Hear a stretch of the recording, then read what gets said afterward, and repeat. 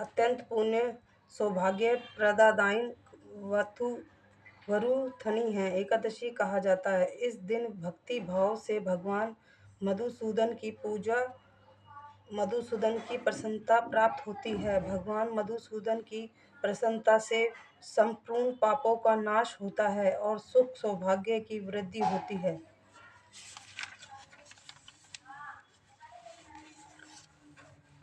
कामदा एकादशी का संपूर्ण वृत्तांत सुनने के पश्चात महाराज युधिष्ठिर ने भगवान श्री कृष्ण से विनती की, हे मधुसूदन, अब आप सब मुझे वैशाख मास के कृष्ण पक्ष की एकादशी के नाम व्रत विधान और पुण्य प्राप्त के बारे में विस्तार पूर्वक बतलाइए। मधुसूदन भगवान श्री कृष्ण ने कहा, हे राजेश्वर, इस एकादशी का नाम वरुथिनी है।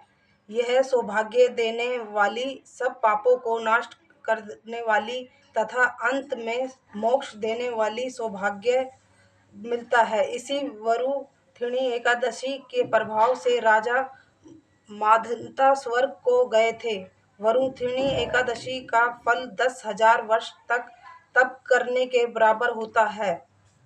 करने से जो फल प्राप्त होता है वही फल वरुथिनी एकादशी का व्रत करने से मिलता है।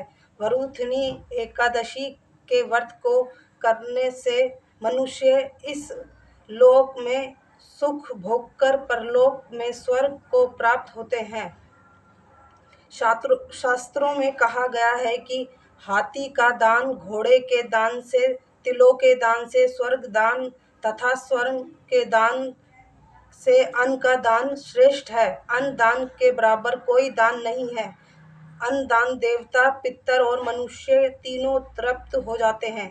शास्त्रों में इसको कन्यादान के बराबर माना गया है।